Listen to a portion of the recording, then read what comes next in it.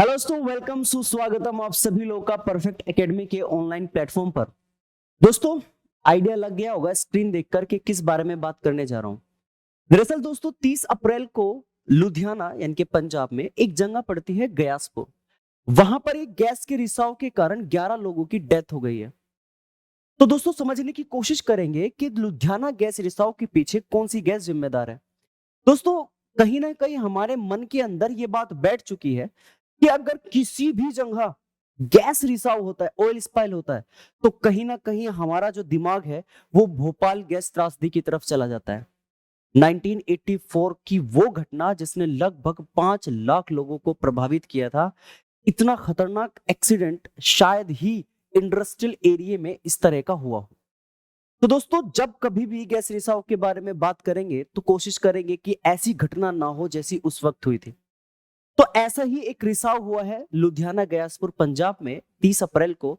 जानने की कोशिश करेंगे कि भैया इस घटना के पीछे कौन सी गैस जिम्मेदार है और क्या क्या सरकार यहां पर कर रही है, किस तरीके से मेजर किया गया है और कौन सी गैस इसके लिए सबसे ज्यादा जिम्मेदार पाई गई है। तो चलिए दोस्तों, मैं अंकित कुमार प्रजापति स्वागत करता हूं आप सभी लोगों का और शुरू करता हूं आज के इस सेशन को। दोस्तों, हम बात करने जा रहे हैं लुधियाना गैस रिसाव की। तो ध्यान से सुनिए, सबसे पहली चीज क्या होगी। सबसे पहला कि हुआ कहां है, तो ये देख लीजिए आप लोग। पंजाब के लुधियाना में गयासपुर इलाके में रविवार के दिन यह काम हुआ है। और जब रविवार के दिन यह काम हुआ है तो वहां पर सीधे पहुंच गई है एनडीआरएफ। एनडीआरएफ क्या होता है दोस्तों? National disaster response force. ये हमारी फोर्स होती है जब कहीं पर भी ऑयल स्पाइल होता है, गैस रिसाव होता है, तो वहां की वायु में या वायु की गुणवत्ता, क्वालिटी की जांच करने के लिए ये एनडीआरएफ पहुंच जाती है। दोस्तों, इसी ने वहां पर बताया कि कौन सी गैस इस घटना के पीछे जिम्मेदार है। तो दोस्तों, एकदम कहां मौके पर पहुंची एनडीआरएफ और लगभग 50 सदस्यों के साथ पहुंची। लगभग 50 लोग वहां पर पहुंचे उसकी जांच करने के लिए। दोस्तों, एनडीआरएफ की टीम ने जब एयर क्वालिटी सेंसर से क्या किया, इलाके की हवा की गुणवत्ता या क्वालिटी की जांच की, तो इसमें देखो ध्यान से, हाइड्रोजन सल्फाइड गैस यानी कि H2S का स्तर काफी बड़ा हुआ मिला।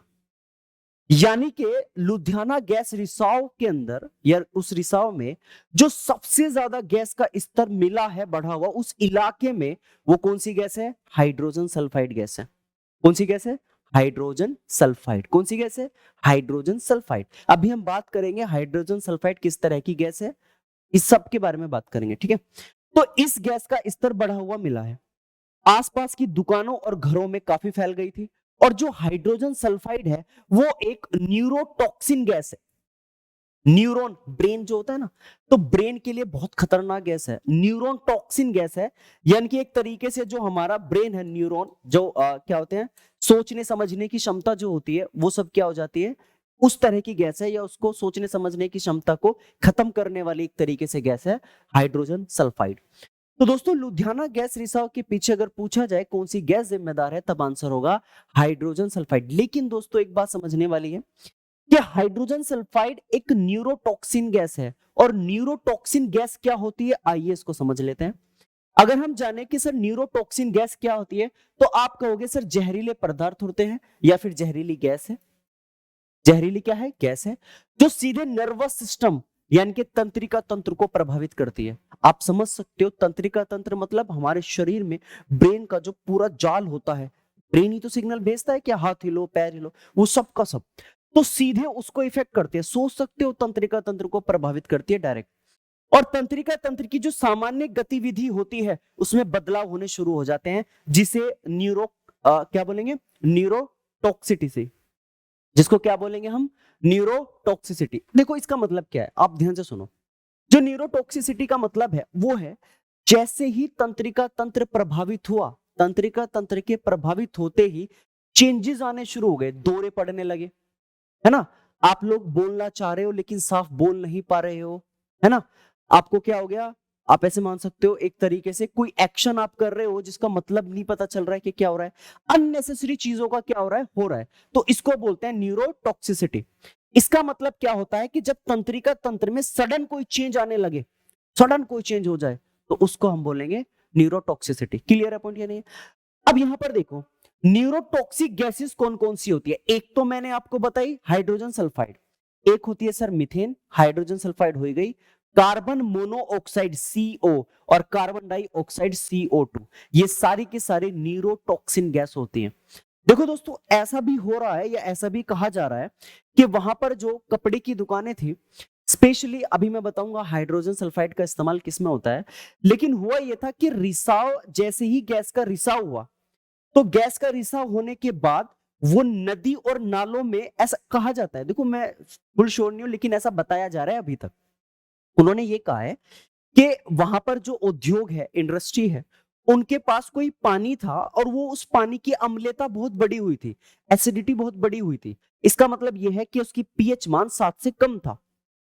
तो जब उसको ऐसे ही बहा दिया तो नदी नालों के अंदर होती है मीथेन गैस, तो उसने मीथेन के साथ क्या किया, एक रिएक्शन की, और रिएक्शन के कारण वहां पर एक ऐसी हानिकारक गैस पैदा हुई जिसने लगभग 11 लोगों के क्या ले ली, जान ले ली। ऐसा आर्टिकल के थ्रू बताया जा रहा है। तो इसके पीछे जो गैस जिम्मेदार है वो कौन सी है, न्यूरोटॉक्सिक गैस है। याद रखना इसमें मीथेन शामिल है, हाइड्रोजन सल्फाइड है, कार्बन मोनोऑक्साइड है और कार्बन डाइऑक्साइड है। याद रखना ये जो आपको मैं सेशन करा रहा हूं ये आपके ईवीएस से संबंधित एग्जाम, यानी कि टीचिंग के एग्जाम या फिर जो नेशनल रिलेशंस होते हैं करंट अफेयर के, उसमें बहुत हेल्प करेगा, तो आप लोग ध्यान से समझना। तो ये हो गया न्यूरोटॉक्सिन। हाइड्रोजन सल्फाइड गैस क्या है इसको समझ लेते हैं। देखो हवा में हाइड्रोजन सल्फाइड गैस की मात्रा 500 से 700 ppm होती है। पीएम भी कहते हो, पार्टिकुलेट मैटर इसको आप बोल सकते हो। कण मतलब होते हैं पार्टिकल, यानी कि जब एक इन्वायरमेंट के अंदर 500 से 700 कण हो जाए या मात्रा हो जाए, तब दोस्तों याद रखना वो रेड अलर्ट का रेड अलर्ट होता है। एक तरीके से क्या होता है, रेड। जो ऑफलाइन क्लासेस वाले अगर ये वीडियो देखेंगे तो वो समझ ही जाएंगे कि पीपीएम का मतलब क्या होगा। दोस्तों अगर किसी इलाके में 500 से 700 सल्फर हाइड्रोजन सल्फाइड की मात्रा हो जाए तो दोस्तों इसके संपर्क में आने पर केवल 5 मिनट में इंसान बेहोश हो सकता है। इसके अलावा 30 मिनट में उसकी आंखों को गंभीर नुकसान हो सकता है। इसके अलावा सल्फर हाइड्रोजन सल्फाइड का इस्तेमाल किस में किया जा रहा था, वहां पर कपड़ों के उद्योग भी थे, तो कपड़ा बनाने में, पेट्रोलियम और नेटिंग और रिफाइनिंग करने में। इसकी मात्रा ज्यादा होने से तत्कालिक डेथ भी हो सकती है, एकदम से मृत्यु भी हो सकती है, और यही तो वहां पर हुआ, एकदम से क्या हो गई, सबकी डेथ हो गई। यही कारण है दोस्तों। तो याद रखना अगर आपसे पूछा जाए लुधियाना गैस रिसाव में जिम्मेदार गैस कौन सी है, तब आंसर होगा hydrogen sulphide gas. Hydrogen sulphide gas normally किस में यूज होती है, कपड़ा बनाने में, या पेट्रोल को ड्रिलिंग या फिर उसकी रिफाइनिंग करने में उसका क्या किया जाता है, इस्तेमाल किया जाता है। तो दोस्तों आई होप आपको ये समझ में आया होगा। दोस्तों ये पूरा का पूरा लुधियाना जो गैस त्रासदी हुई है या गैस रिसाव हुआ है उसका है, लेकिन इसी को मैं इसी के साथ एक कंपेयर करके आपको और घटना बताना चाहूंगा जिसे हम भोपाल गैस त्रासदी के नाम से जानते हैं। एक बार आप उस पर भी नजर डाल लीजिए। दरअसल ये उसका फोटो है जहां पर लुधियाना गैस त्रासदी हुई है, किस तरीके से लोग वहां पर तितर बितर थे ये आप देख सकते हो। ये देखिए यहाँ पे एकदम से संपर्क आने पर डेथ, एकदम से डेथ, ये वाला ये देख रहे हो आप यहाँ पे, एकदम से। लुधियाना पुलिस खैर इस पर बहुत अच्छा काम कर रही है, और अमित शाह उन्होंने भी इस पर क्या जताई है, चिंता जताई है और दुख प्रकट किया है कि भैया हम इनके लिए क्या करेंगे, कुछ मुआवजा प्रोवाइड कराएंगे इनको, है ना। इसके अलावा अब देखो भोपाल गैस त्रासदी, एक घटना ऐसी ही या इसी से संबंधित है गैस रिसाव से, जिसे हम भोपाल गैस त्रासदी का नाम कहते हैं। दोस्तों 2 से 3 दिसंबर की रात को 1984 में एक गैस का रिसाव होता है जिसके कारण लगभग 5 लाख लोग वहां पर प्रभावित हो जाते हैं, उसी गैस के रिसाव के कारण। हम कह सकते हैं इंडस्ट्रियल रीजन में अगर सबसे खतरनाक कोई घटना है ना तो वो भोपाल गैस त्रासदी वाली घटना है। ध्यान से देखिए 2 से 3 दिसंबर 1984 की रात को मध्य प्रदेश की राजधानी भोपाल में यह घटना घटित हुई है, और इसे दुनिया की सबसे खतरनाक औद्योगिक आपदाओं में से एक माना गया। इंडस्ट्रियल जो डिजास्टर हुए हैं उनमें सबसे इंपोर्टेंट माना गया है। आप देख सकते हो Bhopal gas tragedy, biggest industrial accident in living memory, यानी कि जो जीवित है, यानी कि जो हम सब लोग हैं हमारे लिए औद्योगिक एक्सीडेंट सबसे बड़ा, इंडस्ट्रियल एक्सीडेंट सबसे बड़ा माना गया है।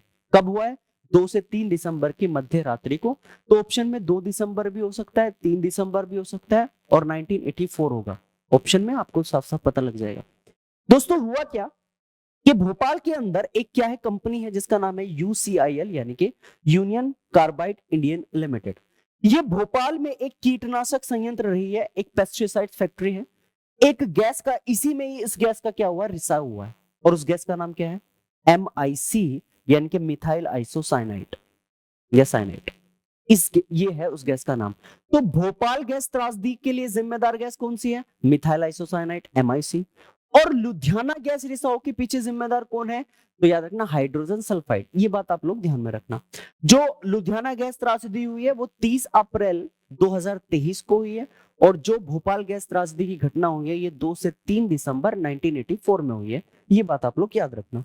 इसके अलावा दोस्तों इस भोपाल गैस त्रासदी में लगभग 5 लाख से अधिक लोग प्रभावित हुए जबकि हजारों की क्या हो गई थी डेथ हो गई थी।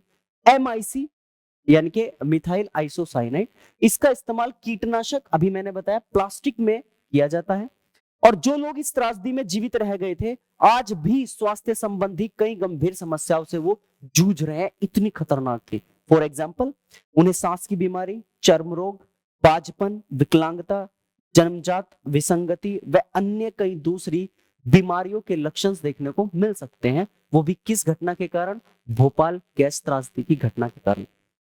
तो दोस्तों यहां पर या आज की क्लास को बताने के पीछे आपको मकसद सिर्फ ये था कि आपका जो भी एग्जाम करंट में होता है उस एग्जाम से संबंधित इसमें यहां से क्या क्या क्वेश्चन बन सकते हैं। तो आप ये लोग यहां से क्या कर सकते हो आप यहां से पढ़ सकते हो। जो हर एक फैक्टर है लुधियाना गैस त्रासदी का या भोपाल गैस त्रासदी का मैंने आपको बताया जहां से क्वेश्चन बनने की संभावना क्या होती है सबसे ज्यादा होती है। तो आई होप कि आपको ये क्लास या ये वीडियो अच्छे से समझ में आई होगी और क्या है ये घटना ये भी आपको समझ में आ गया होगा, है ना। तो दोस्तों जो जिन लोगों की इस रिसाव के कारण डेथ हुई है उनके लिए मैं बहुत दुख प्रकट करता हूँ। भगवान से दुआ करूंगा कि उनकी आत्मा को क्या मिले शांति मिले। आप भी यही करना और मिलेंगे आप सभी लोगों से अगले इसी तरह के कोई एक्सीडेंट के साथ। मैं तो चाहूंगा कि ऐसा कोई एक्सीडेंट हो ही ना, लेकिन दोस्तों समय को कोई नहीं रोक सकता और आपदाओं को भी कोई नहीं रोक सकता, इसको हमें एक्सेप्ट करना ही पड़ेगा। लेकिन अगर हम डेवलप हो रहे हैं विकसित हो रहे हैं तो उसके साथ साथ हमें कुछ जिम्मेदारियां भी निभानी पड़ेगी और वो जिम्मेदारियां आप समझ ही सकते हो मैं किसके बारे में बात कर रहा हूं। ठीक है तो मिलते हैं आप सभी लोगों से अगली क्लास में। आई होप आपको वीडियो पसंद आई होगी। प्लीज कमेंट कर जवाब जरूर देना और मिलते हैं आपसे अगली क्लास में इसी तरह के इवेंट के साथ। Take care, tata, bye bye.